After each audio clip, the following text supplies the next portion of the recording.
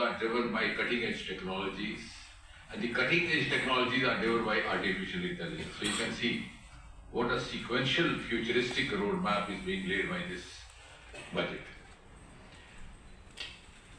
Now, just taking a one by one, what Dr. Rajesh Gokhale mentioned, the Biopharma Shakti, the 10,000 crore. Maybe today we don't realize the importance of this, but I'd like to share, it's a matter of pride to share that India already has emerged as a biomanufacturing hub. We are about, I think, rank 3 in India, Indo-Pacific. We are about rank 12 or 13 in the world. So this is going to give a push. Somebody asked, what is 10,000 crore for that? But this 10,000 crore is actually a part of a larger ecosystem which he was referring to as the biotechnology policy, the Bio-E3. And we are among the very few nations who have a dedicated, exclusive policy for biotechnology, which includes many other things. And is also open to the private sector through an interface called BIRAC. So this is just going to give a push. Now, if you recall, the finance minister also made a single sentence reference to the non-communicable diseases. Now, on the one hand, you are going to create an economic hub by way of biomanufacturing, which is going to be the business trend or priority of the years to come. Like IT was yesterday, biotech is going to be tomorrow. So tomorrow belongs to bio. And next industrial revolution, as is also often said, would be a bio-driven. Recycling, regeneration, circular economy, genes, etc., etc. So on the one hand, you are creating an economic structure which will be future. We would not be late beginners as we were in IT. On the other hand, India is confronted with a huge burden of these metabolic disorders like type 2 diabetes mellitus. We have nearly 11 to 12 crore known diabetics. We have about 13 or 14 crore pre-diabetics. And also diabetes in pregnancy is also emerging as a huge problem because it affects the next generation as well. Similarly, we have, even this year, the year that is just concluded, we had 12 lakh new cases of cancer reported in this country. And the statistical projection says that we would be touching maybe 20 lakh, 2 million by 2030. So, cost-effective vaccines, cost-effective drugs, gene therapeutics, both therapeutic as well as diagnostic. So somebody asked, there was some buzz that there is nothing for middle class.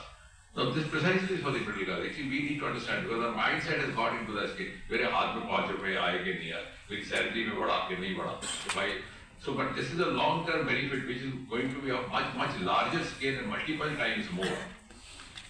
Because after all, with the increasing prevalence of such disorders like cancers, etc., where is the patient who can't afford as maybe doesn't have the same affordable capacity as some others would go. So this is going to be a great boon for him. And at the same time, every district going to have an emergency cancer center. So see, so many things into this. Similarly, when I said future ready, the country is now of late awakened to the problem of mental disorders, which was unheard of till about 2 decades ago. In fact, I was telling my medical colleagues that in my times, this post-graduation seats in psychiatry went vacant. Nobody came forward. They said we would do something else, we'll wait for 2 hours, 2 years, we don't go for this. Now this has become one of the most sought after areas. And there are also so many self-styled psychologists sitting in the town. So in a scenario like this, we didn't have a proper, dedicated, super specialty academic and clinical institute in North India. We just had one in South.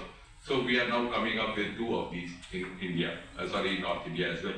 Which means we are going to now democratize also the availability of healthcare. Similarly, you just now reported very recently the Shanti Act, and I must compliment you and also thank you for having done that very favorably. It's gone down quite well with all the stakeholders. So considering that, now as I said, all these provisions which the finance minister announced, each one of them is part of some other larger ecosystem. She has announced extension of custom duty on imports on components for nuclear plants till 2035. which means the domestic investor, even the international investor, would be encouraged to get the best of the parts so that we have quality nuclear plants. And of course, the rare earth corridors, which were being mentioned, 4 of these. Similarly, persons of Indian origin will be permitted to invest in listed companies. So that again is going to benefit all this. Now, as far as the Department of Science and Technology is concerned, to add to what Abhay was saying, we have a very visionary announcement made in the form of National Geospatial Mission.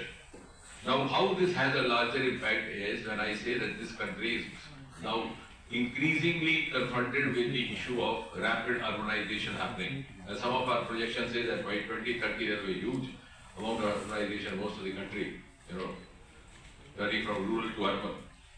So in fact, most of us where we work, where we live, even in this city of Delhi, were villages till about a few years back. But can we allow this kind of urbanization happening in an unplanned, unorganized manner? Because we've seen the consequences. So we have now a dedicated National Geospatial Mission, which is going to be a sequel to the National Geospatial Policy, which this department brought out about 2 years back. And that will in turn connect with the Gati Shakti, so that you have an organized urban planning using modern tools, satellites, drones. Like for example, you have only one of its kind city in India called Chandigarh. But possibly if we are seeking that kind of planning, then we need to have a more institutionalized method.